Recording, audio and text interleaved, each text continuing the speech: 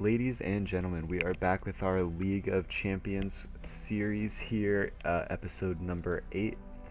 Pretty good episode coming up for us here. Barcelona, of Olympiacos, and Real Madrid are the teams we'll be playing. Funny enough, this episode's going to have Barcelona and Real Madrid, and the next episode of my A-Bar career mode is also Barcelona and Real Madrid. So, definitely some good competition coming up for us here in the next couple episodes. So starting off with Barcelona, obviously some points we definitely need to pull from this game. We're moving up the table nicely. As of right now, we're in 11th, and the table's still pretty close, so I think we can definitely move up even further into the top half of the table with a win in these next few games. So it's definitely something we're looking at for sure. Big news, I guess, with Barcelona. As you guys know, I always like to talk about what's going on in the football world in these episodes. The big news right now is comments that Suarez has made recently about returning to the Premier League. It's not something he's saying is going to happen, but if it were to happen, there's only one team he'd be playing for, and that is Liverpool. He loves the environment that Liverpool has, and he would only want to play for that team. Completely understandable, but I don't see that happening. Maybe a little bit later in his career, but at 29, he only has a couple more years left of his peak, and I don't see Liverpool bringing him back when he's in his mid or early to mid 30s. I just don't see them wanting to pay the money that it's going to take to bring him into the squad. So I wouldn't really expect him to come back to Liverpool. I would expect him maybe to go back to Amsterdam. I know he said he also wants to go back and play there, so that's always a possibility as well.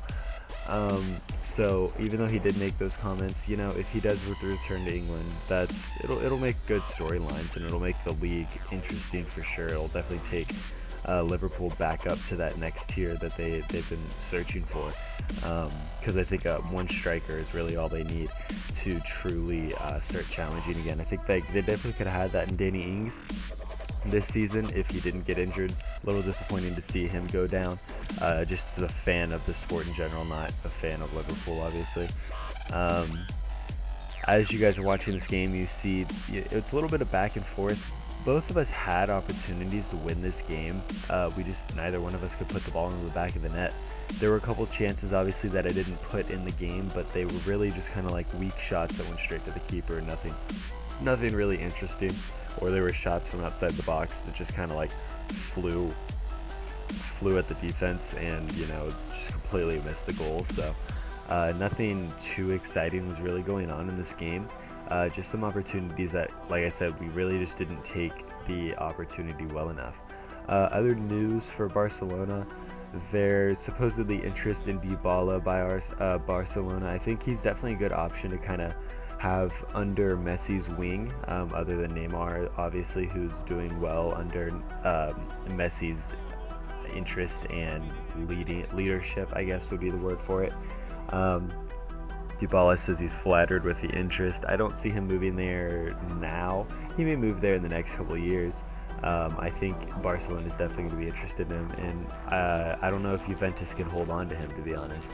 I think they're going to put a lot of effort into holding on to Paul Pogba more than anybody else. So, he may end up moving to Barcelona here in the next couple of years. So that's some pretty good news there. I guess really the only other news that I've been kind of keeping up with Barcelona is one of their youngsters, Ling Sung-woo. If you guys didn't know, I am half Korean, and I have been following this kid for the past, 4 years now, as he's been with Barcelona. He was playing last time that I had really, kept up with him was in the U13s. He was scoring more goals than he was playing games in breaking Messi's records from the U13s of Barcelona. At this point, I believe he is 18. He has not played in 3 years other than the past two. He's played 2 games, hasn't scored in the past 2 games, but his growth has really been stunted because of the ban that Barcelona had. As you guys see here, game does end 0-0, 8 shots, 4 on target, 10 shots, 6 on target, no goals. Just kind of a little bit of a defensive game. So, I was okay with taking a point away from Barcelona. But Lee Sung-woo, he is playing again for Barcelona's youth squad. So I think this may actually be a series that I kind of do on YouTube. I did it in the past where I would take him and start him in the Barcelona B team and try to get him into the Barcelona main squad. It's a little hard to do in this game because it doesn't progress correctly from the Barca B team to the Barca A team. You have to find a way to get transferred to that squad. So it's a little difficult. I'm not sure how I would do it, but it's definitely something that I'm interested in doing. If you guys are interested, let me know. But if I do a My Player career mode, it'll probably be centered around Lee Sung-woo, sorry. So if you guys are interested, just let me know, and that's definitely something I'll be looking at in the future. Coming into this game against Olympiacos, after drawing against Barcelona, this is definitely a game that we needed to win if we were serious about staying in the top 12, if not top 10 after this game. So definitely wanted to pull away with 3 points in this game. When you're looking at Olympiacos, you know, transfer-wise, they're really not getting much news, mainly because they're running away with their league in Greece, so there's not really much reason for them to strengthen their squad in the winter transfer window. I think they'll do a little bit of business in the summer to try to strengthen their squad for the Champions League next year. But as of right now, they're 18-1. They just drew their first game after 18 games against Platonis. I think that's the name of the squad. This is off the top of my head, but it was about a week ago they drew their first game. So now they're 18-1. They're ahead of the other team by like 20 points at this point. They've definitely already won the league. So, you know, not much news there. Obviously, they barely missed out on making the round of 16 for the Champions League, losing out to Arsenal at, I guess, last game. Basically, they had their opportunity, but Arsenal was able to clutch up and pull that second spot behind Bayern Munich. So they're going to have to wait another season to try to get a little bit further in the Champions League.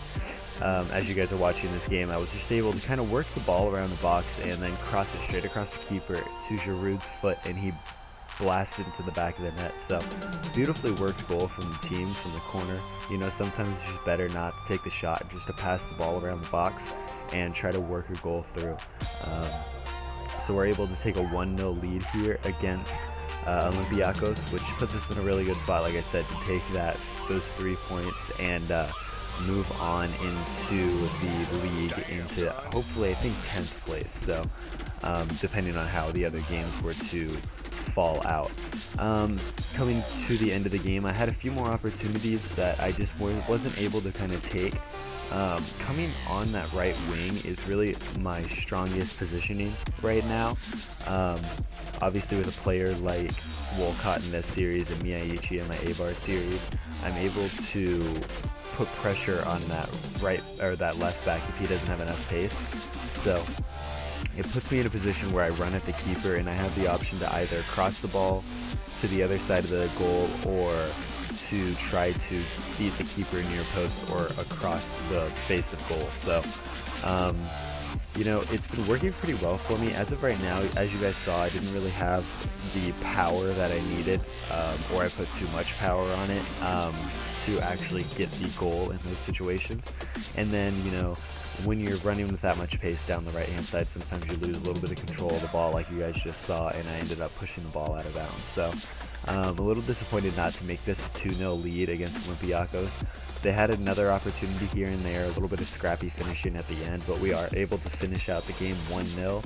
So going into Real Madrid, I believe, like I said, we are going to be in 10th place and still pretty close to, I believe, 9th and 8th place as well. So we definitely have chances to move forward in the league and hopefully crack into the overall top 10 here in the next couple episodes. Coming against Real Madrid, a little worried. My form wasn't great. Obviously, I kind of wish I would have pulled away a win against Barcelona, and Real Madrid's been playing really well in this series, so I wasn't too sure how my defending was really going to handle coming up against this overpowering side of Real Madrid. So coming into this game, like I was saying, when you're looking at Real Madrid, they're really not in the transfer news right now for buying players. There's a lot of players that are supposedly looking at leaving. Nacho, the defender, the big one, obviously.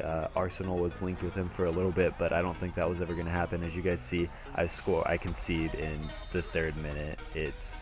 This game just really honestly wasn't going to go well for me from the start because I wasn't in the right mindset to actually do well in this game.